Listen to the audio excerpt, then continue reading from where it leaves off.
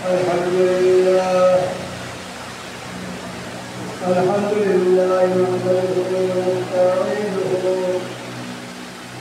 ونستغفره ونؤمن به ونتوكل عليه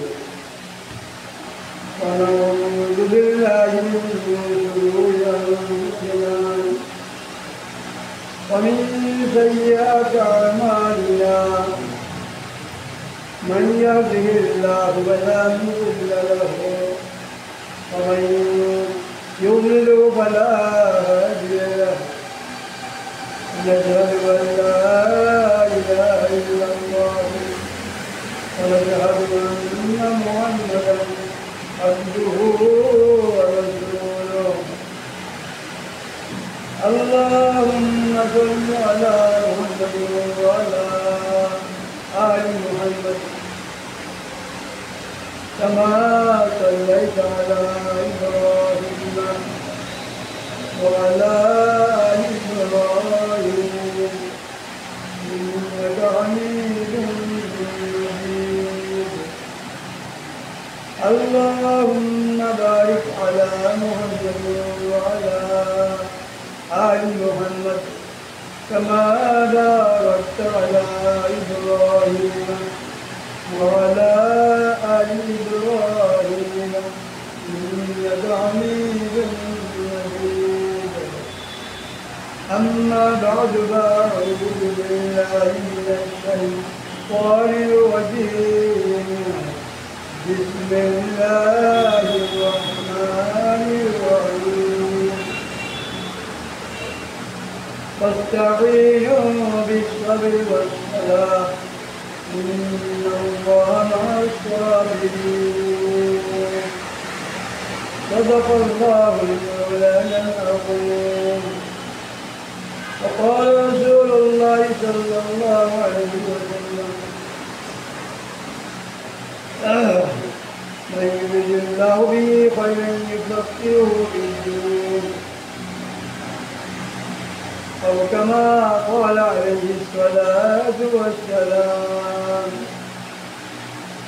رب اشرح لي صدري ويسر لي أمري واحلل عقدة من لساني يفقهوا قولي سبحانك لا علم لنا إلا ما علمتنا إنك أنت العليم الحكيم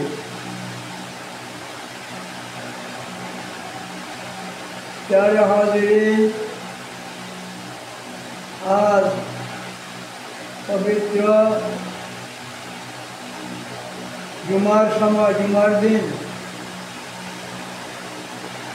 প্রায় 12:20 মিনিট হয়ে গেছে। আমরা যারা যেখানে আছি পুরুষ যারা আছেন তারা অতি সহসা চলে আসেন। ইনশাআল্লাহ চেষ্টা করা হবে কিছু কথা আলোচনা করে ফায়দা হওয়ার জন্য।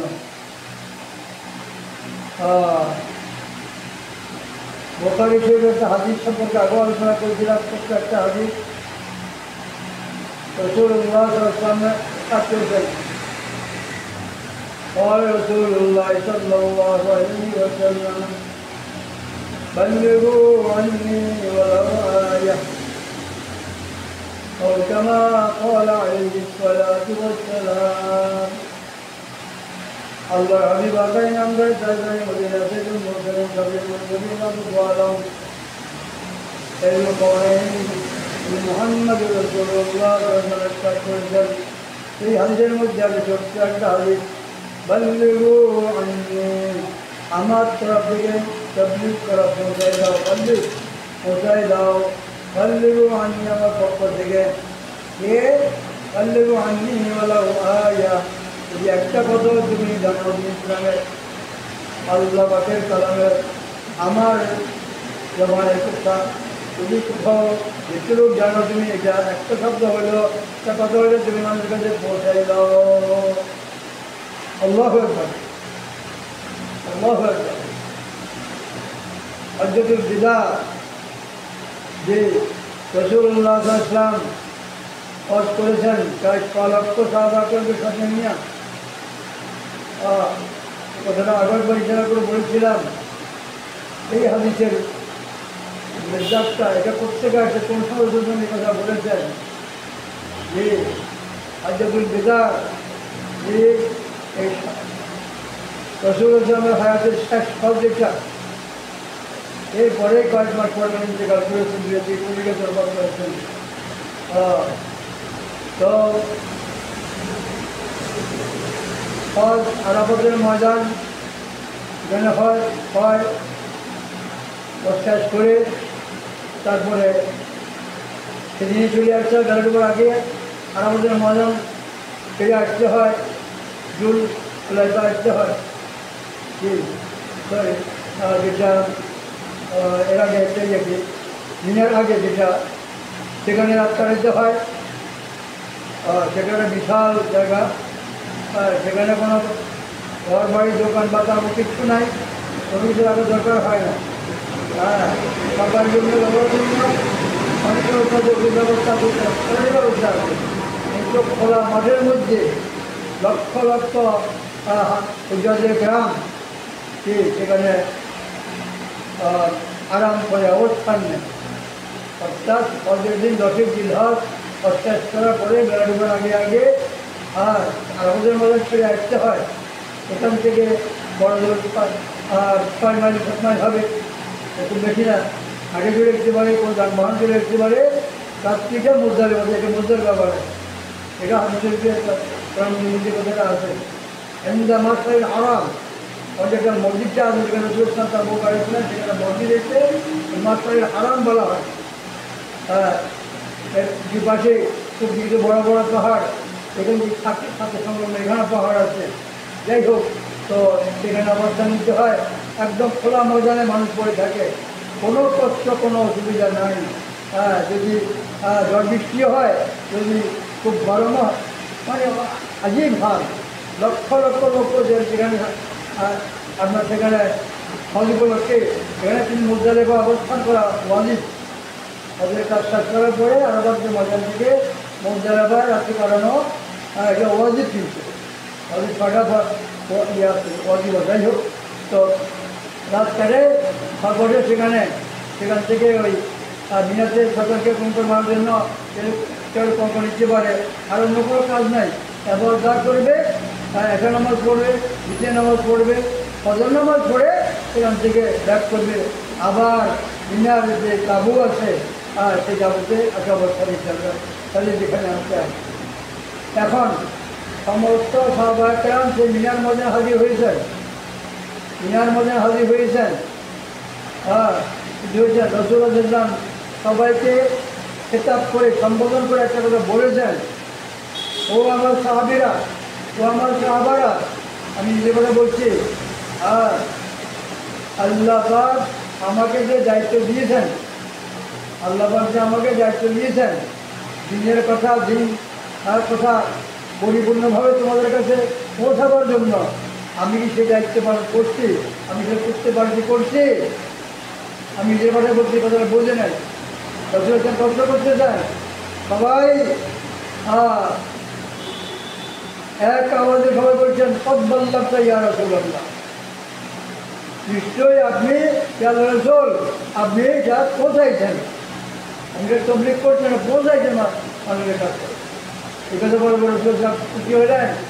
সাদা রঙ্গলি, এই ডান্সের আঙ্গুর সাদা রঙ্গলি আসমার দিকে উঠাইয়া বলছেন আল্লাহ মাশহাদ, আল্লাহ মাশহাদ, আল্লাহ মাশহাদ, আয় আল্লাহ আপনি সাক্ষী যাবেন, আল্লাহ আপনি সাক্ষী যাবেন, আল্লাহ আপনি সাক্ষী যাবেন। আজকে পবিত্র দিনে এখানে আপনার বান্দারা এখানে আমাকে বলছে এই কথা সাক্ষী দিচ্ছে যে আপনি যে আমাকে দায়িত্ব দিয়েছেন, কি এটা আমি তাদের কাছে সুন্দরভাবে পৌঁছাই দিয়েছি। আলহামদুলিল্লাহ। এরপর সবাইকে খেতাব করে উদ্দেশ্য করে বললেন বাল্লিগু আন্নি ওয়ালাউ আয়া, ওই বোকার ছিল হাদিসটা, বাল্লিগু বহু বচন প্লুরাল, আর একটা মনে হলে বাল্লিগ হইতো, বাল্লিগ করো, এটা এক সিঙ্গেল বোঝায়। বাল্লিগু আন্নি, আন্নি মানে আমার তরফ থেকে, বাল্যে বাণী বলা আয়া, যদিও সেটা একটা আয়াত হোক মানে একটা কথা হোক, এটা তুমি যে যেটা জানো, হ্যাঁ এটা তোমরা এই বলছো যা আল্লাহ যা আমাকে বোঝাতে বলছে আমি বোঝাইছি। সুতরাং তোমার দায়িত্ব হলো আমার কথাগুলো হুবো তোমাদের ভাষায় তোমরা তোমার কাছে পৌঁছাও। তোমার আল্লাহ এটা একটা বিরাট দায়িত্ব আমাদের মধ্যে আসছে না, আমাদের উপর আসছে না।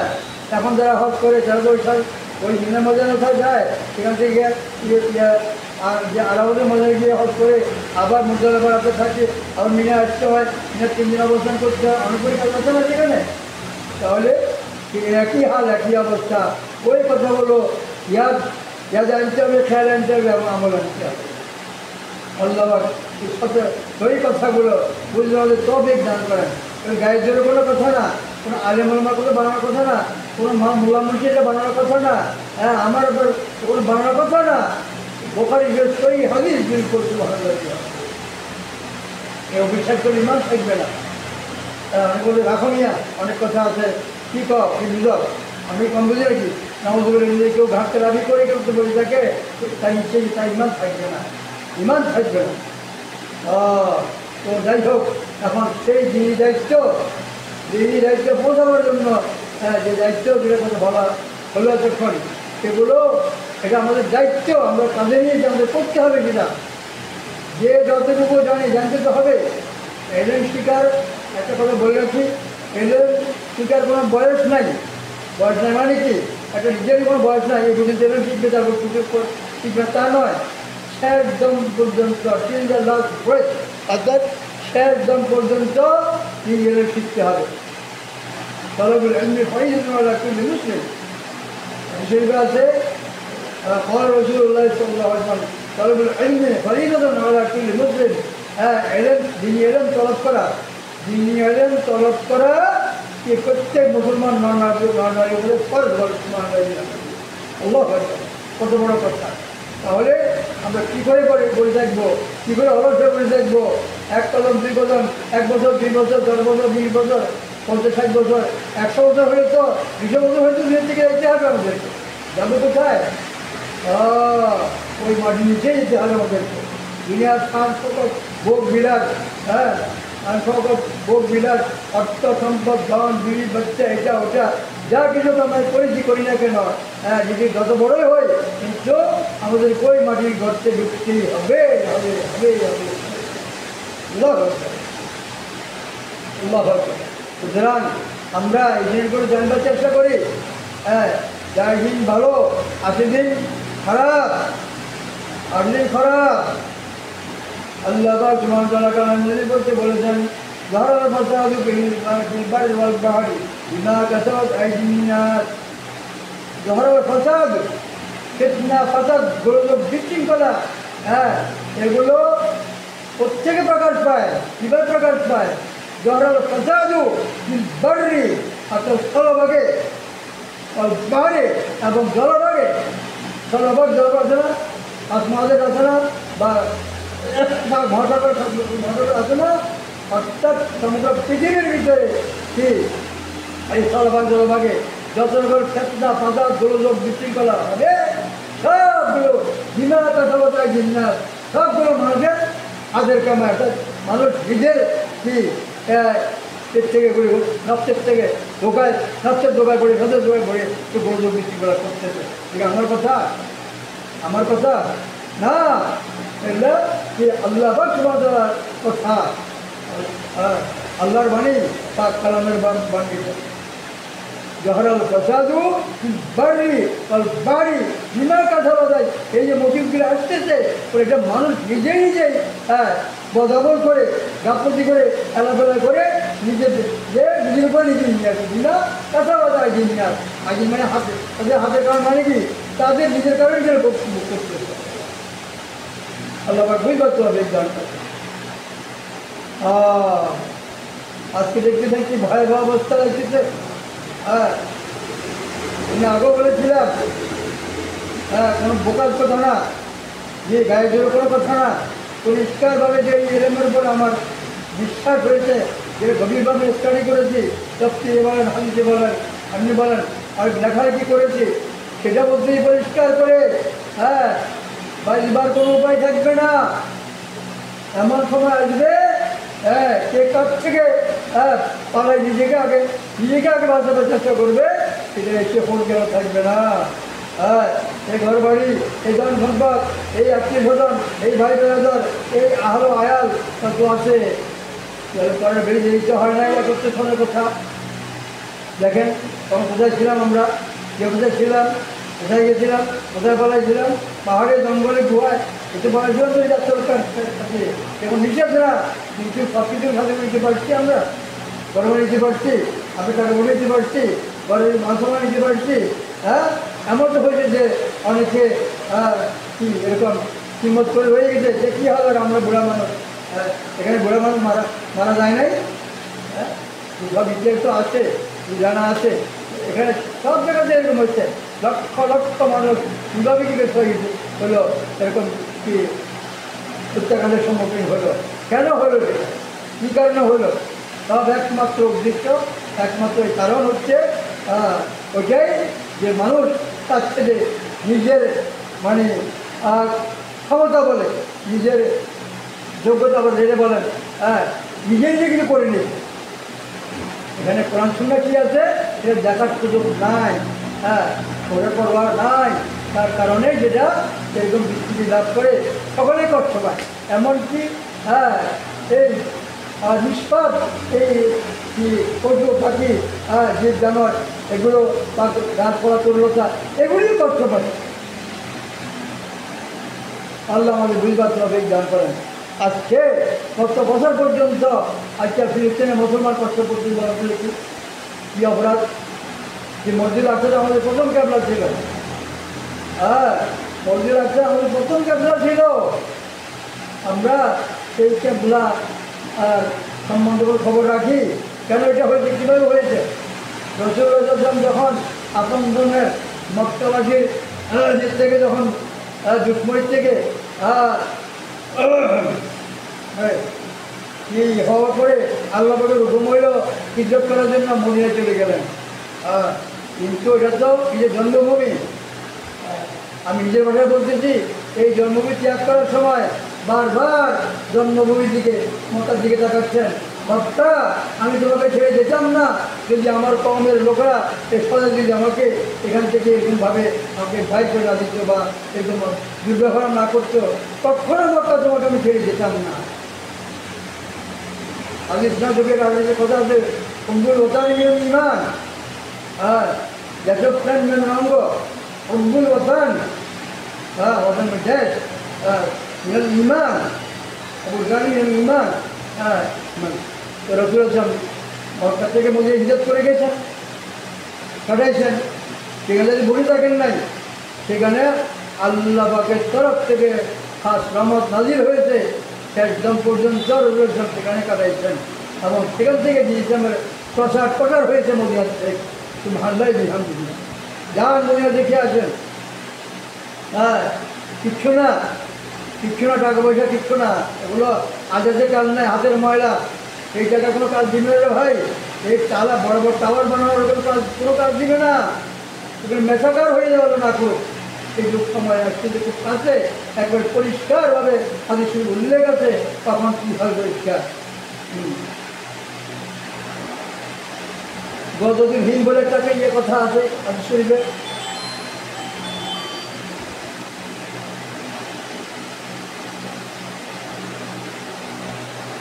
গজওয়াতুল হিন্দ বলে একটা কথা আছে, অর্থাৎ হিন্দুস্তানে একটা ভয়াবহ যুদ্ধ হবে। হিন্দুস্তান হিন্দ বলা হয়, যেটাকে আগে হিন্দ বলা হয়। হিন্দুস্তান কোথায়, ওই পশ্চিমে পাকিস্তান সীমান্তে একেবারে খাইবার পর্যন্ত, যে আর এদিকে ভারত, নেপাল, ভুটান, শ্রীলঙ্কা, বার্মা, হ্যাঁ, ইত্যাদি যত আছে সবই হচ্ছে যে এটা হিন্দুস্তান, এটাকে হিন্দ বলা হয়। এখানে ভয়াবহ যুদ্ধ হবে, যেভাবে পরিষ্কার হচ্ছে যুদ্ধের ভয়াবহ হবে। হ্যাঁ, এই যুদ্ধে যারা ইমানদারা অংশগ্রহণ করে সাদত বরণ করবে, তারা ওই বদর উহুদ যেরকম শহীদের মধ্যে পাইছে, তো মানুষের পরীক্ষার মধ্যে যারা পাবে। মহানদায় এটা কখন হবে সেই সময় যদি দূর নয়, তাতে আমি পরশুদিন দেখলাম মিডিয়াতে একটা সুন্দর কথা আসছে যে আজকে বিরোধীরা 3 বছর প্রায় 3 বছর পড়ে গেছে। ইউক্রেন রাশিয়ার মধ্যে যে যুদ্ধ হইতেছে, ফিলিস্তিন আর গাজার এটা তো আছেই, আর ইসরায়েল এটা আছে। এখন সেই ভয়াবহ রূপ নিচ্ছে। এখন যেভাবে যুদ্ধের মোড় ঘুরে গেছে, এখন বলা হচ্ছে যে অনেকে বলছেন, বিশ্লেষকরা জ্ঞানীরা বলতেছেন যে এটা তো তৃতীয় বিশ্বযুদ্ধ শুরু হয়ে গেছে। এরা যে এখন আক্রমণটা যে হচ্ছে, যে রাশিয়া এখন ইয়ে হচ্ছে, ইউক্রেন রাশিয়ার ভিতরে প্রায় 30 কিলো বিদ্যুৎ রুমে গেছে, ইত্যাদি যা হচ্ছে বলছে এই কথাটা পরিষ্কার বা এটা লুকোচুরির ব্যাপার না, বাস্তব। এখন বলছে যে তৃতীয় বিশ্বযুদ্ধ শুরু হয়ে গেছে, অর্থাৎ এখান থেকে এখন তৃতীয় বিশ্বযুদ্ধ শুরু হবে। যাই হোক, সে ভিন্ন কথা এখন আছেন। এরপর আমি আগে বলেছিলাম এই কথাটা, তৃতীয় বিশ্বযুদ্ধের পরে হবে চৌদ্দ বিশ্বযুদ্ধ। চৌদ্দ বিশ্বযুদ্ধের ভিতরে এরকম নাজেহাল অবস্থা হবে। এইরকম 100, 150 কোটি, 200 কোটি, 300 কোটি পর্যন্ত আছে মানুষ, 400 পর্যন্ত কথা আছে যে এরকম মানুষের লাশ এরকম মারা, এরকম লাশ করে দেয়, যত ভয়াবহ যুদ্ধ হবে। আমি দেখাতে যাচ্ছি না, আগে বলেছি আমি, ব্যক্তিগত আমার জানা আছে যাদের কথা। এরকম হচ্ছে কি কথা গন্ধে যদি কোনো পাখি পুঁজি উড়ে যায়, কেউ উদাত করে পড়ে যাবে ওখানে, এরকম ভয়াবহ অবস্থা হবে। 2 জন মুসলমান বাকি থাকে, মুসলমান বাকি থাকলে তারা 2 জন একাত্র হয়েছে, কোনো সুযোগ পাবে না, কোনো সুযোগ পাবে না। ওই কেউ বলেন তুমি মিথ্যা কথা, মিথ্যা কথা আলহামদুলিল্লাহ, এদিকে বলে রাখুন এগুলি, আর আপনার কী দরকার, যখন যাওয়া চাই হবে হেলাফেলা করে দিকো, যদি খেয়াল না রাখে দিন কাটাই থাকে, কাজ করাই থাকে, লাভ হবে না। ইমান থাকবে না, এগুলো বিশ্বাস করতে হয়। তো এরপরে গিয়ে চৌদ্দ বিশ্বযুদ্ধের পরে, আমি আগে বলছি, সঙ্গেই বলতেছি, চৌদ্দ বিশ্বযুদ্ধের পরে হবে ভয়াবহ অবস্থা। তারপরে এরপরে এখন বিশ্বের যত অলি আবদালরা আছেন, আবদাল আল্লাহ অলিদের ভিতরে সর্বস্তরকে বলে হচ্ছে আবদাল। পরে 70 জন আবদাল আছে, বিশেষ করে তার মধ্যে 40 জন আছে কি মুলকে সামনে ইরান এই সিরিয়া পর্যন্ত নিয়ে এটা, এখানের মধ্যে 40 জন আছে দায়িত্বে, ডিউটিতে আছে, আর 30 জন সমগ্র বিশ্বের দায়িত্ব। এখন এই অবস্থাতে কী হবে, সেইখানে তখন মক্কা ছিল, আমি কথা আগে বলেছিলাম, এই সময়ে হজের মৌসুমে সমস্ত ওই আবদালরা একাত্র হবে কোথায়, মদিনা শরীফে। যে ভাই এখন তো আর বাঁচার উপায় নাই, রসুল হাসান হাজিরবাগে যা বলছেন কিন্তু হয়ে যাচ্ছে, ঘুরে যাচ্ছে, সে সময় এসে গেছে। এখন ইমাম মাহদিকে তালাশ করো, তাকে ইমাম মাহদিকে তালাশ করো। ইমাম মাহদি কোন বংশ হবে? বাবার নাম যে আবদুল্লাহ, আমার নাম আমরা, আমার নাম হবে মোহাম্মদ, আর বংশ রসুল হাসান বংশ হবে, ফাতেমার বংশ থেকে আসবে। যাই হোক, এখন এটা আল্লাহর সিরত কী হবে, যারা কী হবে, ক্লিয়ার কী হবে ইত্যাদি সবগুলো বর্ণনা আসলে বুঝতে যাচ্ছি না। এখন সেই সময় কিন্তু মাহদি আলাইহিস সালাম মদিনায় থাকবেন, জন্ম তালাশ করবে। এখন মাহদি ছাড়া এটা আর কেউ কিছু করতে পারবে না, যে আল্লাহ করতে সেটাই হবে। আমি এগুলো আগেও বলেছিলাম এখানে, তো আপনি মনে আছে কিনা জানি না। তখন এটা যখন ঠিক হয় এই মাঝের সময় টানে যাবে এবং পরিমাণ যে ওনাকে তালাশ করতেছে, এত বড় বিশাল দায়িত্ব নেওয়ার জন্য অনেক প্রস্তুত থাকবে না। উনি আসতে করে কি একা কী মদিনা থেকে মক্কা শরীফ চলে আসবেন, এমন আছে কথা। মক্কা শরীফ এখানে অবস্থান করবে এক বাড়িতে, এক ঘরে, সেখান থেকেও অনেকে ধরি ওকে নিয়ে আসবে, চেষ্টা করবে আদবের সাথে, কারণ চেষ্টা করবে না যে এই মুহূর্তে আপনি ছাড়ার কোনো উপায় নাই। আল্লাহ হাবিব সাল্লাল্লাহু আলাইহি বলছেন আপনি সেই তারই বংশধর, আপনার দ্বারাই ইয়ে হবে, আসেন আপনি যারা কোনো ইয়ে তারপরেই করবেন না। কিন্তু যখন ওই যে কাবা করে এই কোড়া করল হজরা আসওয়াদ, ওইখানে যেন যে গেটের ওখানে কী করেন মকাম ইব্রাহিম, মানে যে পাথরের উপরে, দেয়াশি পাথর, যে পাথরের উপরে দাঁড়াইয়া ইব্রাহিম ইসলাম বাকিউল্লাহ বানিয়েছিলেন, আল্লাহ বানিয়েছেন আর কি। সেটা একটা কি আপনার শিক্ষার পিজের ভিতরে আছে, লোহার পিজের ভিতরে আছে কি, এটা ইব্রাহিমের পায়ে দাগ আছে। এই মাঝখানে যখন উনি যাচ্ছেন 5 থেকে 313 জন মাত্র, বদরের মুসলমান সাহাবীতে 313 জন, 313 জন নিয়ে যখন তওয়াফ করতেছেন, এখান থেকে ওদের সঙ্গে এখানে এই মাঝখানে একজন কি কয় আল্লাহর অলি চাপ করে ওনাকে হাত ধরে বলবে আপনি আমাদের ব্যাস গ্রহণ করতে হবে। আপনি আমাদের ব্যাস গ্রহণ করতে হবে, আর কোনো উপায় নেই। মনে করছেন না, তার মানে কি এত বড় দায়িত্ব আমি নিতে পারবো না, আমি চাই না। হ্যাঁ, এটা ঘৃণা করে না, মানে এত বড় দায়িত্ব কী করে নেই, আমরা দায়িত্ব করতে আমরা পাগল হয়ে যেতাম। হ্যাঁ, যাই হোক, এখন কী হবে, শেষ পর্যন্ত গায়েবের থেকে আওয়াজ হবে, আল্লাহ খলিফাতুল্লাহ মাহাদি মুসলামিউ আতিউ, এটা আল্লাহর মনোনীত খলিফা মাহাদি। হ্যাঁ, আর কি তোমরা ওনার কথা শোনো, আর কি এ করো, আর কি অনেক আমিও আতিও এবং ওনাকে মান্য করো, ওনার কথা মতো ওনাকে কথা চলবার চেষ্টা করো। লম্বা কথা। এখন ইমাম মাহদী আসলাম যখন যাই হয়ে যাবেন, এখন সারা বিশ্ব যখন খবর হয়ে যাবে, সব দলে দলে দলে দলে দলে মুসলমানরা কোথায় একদম মদিনা শরীফ দিকে বা মক্কা শরীফ দিয়ে যাবে, যেখানে বেশ হবে, যেখানে অনেক অবস্থান নেবেন সেখানে, হ্যাঁ, সব দল এখানে আসবে। আমাদের এখান থেকে এই যে খোরাসান আছে, খোরাসান পাকিস্তানের কিছু অংশ আছে, এখানে কিছু অংশ আছে, বিস্তৃত একটা এলাকায় পাকিস্তান সীমান্ত ওইদিকে যেখানে আমরা আসবেন, খোরাসান থেকে একটা বাহিনী বাইরে হবে, কালো পতাকা বাহিনী, বিশাল একটা বাহিনী। আমি এটা হাদিসে পাইছি, হারেস নামে এক ব্যক্তি, মনসুর নামে এক ব্যক্তিকে সিপাসার কমান্ডার বানাইয়া, চিফ কমান্ডার বানাইয়া এটাকে রক্ষা করে দেবেন। এটা মসজিদ মক্কা দিকে মসজিদ দিকে আমাদের ওখানে যাওয়ার পথে অনেক জায়গায় তাপের মুসলিমদের সাথে মোকাবিলা হবে, কিন্তু আল্লাহর ফজলে তারা সবাইকে পিছতে পারবে, সব খতম হয়ে যাবে। বরং এটুকু আছে, বিশাল এক বাহিনী এসে এক জায়গায় বাইজা নামে এক জায়গায় এসে অবস্থান নিয়ে মুসলমানদেরকে এফেক্ট করার জন্য আর কি আল্লাহ গাইবের থেকে পুজো দিয়ে সেটা মাটির ধাপে তাদেরকে খতম করে হান্ডার হবে। আল্লাহ পুজো দেখাবেন। যাই হোক, এইভাবেই আমাদের ইসলামের যে হবে তা বৃষ্টি যখন হবে এইবার নতুনভাবে কাজ শুরু হবে আলহামদুলিল্লাহ। আগে সব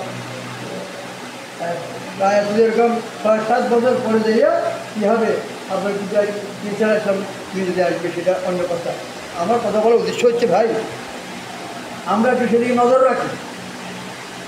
হ্যাঁ, এই দিন নয়, আরও দিন আছে, এই দিনে নিয়ে যাবে, সে দিনেরও আছে। আমরা কেউ বাঁচতে পারবো না, বাঁচার কোনো উপায় নেই আমাদের নাই। একমাত্র আল্লাহ ছাড়া কেউ বাঁচাইতে পারবে না। আল্লাহর কাছে এটা আপনাকে নিজেকে সারেন্ডার করতে হবে। আল্লাহ আপনি ছাড়া আপনারা কেউ নেই আমার বাবু। হ্যাঁ, আমি কী করবে দরবার দিয়ে, কী করবে এটা দিয়ে ওটা দিয়ে চিন্তা না, তখন তো দাম বাঁচাবার, এটা একটা কথা আপনার ভাষা, আপনার দাম বাঁচা। কেউ গাড়ি চালাবার সুযোগ পাবে না, পাবে না। সে বললাম না, দুইটার মতন মা হবে, দুইটার মতন এক হওয়ার সুযোগ পাবে না, সেই সুযোগ দিবে না। লম্বা কথা যেগুলো, সুতরাং আসেন আমরা আজকে পবিত্র দিনে আমরা আল্লাহ দরবারে সেই দোয়া করি ইনশাআল্লাহ। অনেক কথা রয়ে গেছে প্রাসঙ্গিক, কিন্তু একটা কথাই বলছি, যেটা আমি যে অত্যাচার করবার সাথে একটা বলছিলাম, বিশ্বরা। হ্যাঁ, তোমরা আল্লাহর সাহায্য কামনা করো, আর তোমরা বিশ্বরা, তোমরা সবর এবং নামাজের সাথে কি তোমরা আল্লাহ সাহায্য কামনা করো। বাস কথা এটাই বুঝিয়ে, এটা আল্লাহকে ভুলে করে কিছু করা যাবে না। আল্লাহকে ভালোভাবে জানি, এটা ভালোভাবে তার প্রকাশ ছিল যে সেজদার ভিতরে পড়া, যে নামাজের ভিতরে চিন্তা করা। তো আমি কথা করলাম, আমাদের কিছু কথা বলা আছে। ওয়াখির দাওয়ানা আলহামদুলিল্লাহি রাব্বিল আলামিন ওয়া সাল্লাল্লাহু তাআলা আলা খায়রি মুহাম্মাদিন ওয়া আলিহি ওয়া সাহবিহি আজমাইন।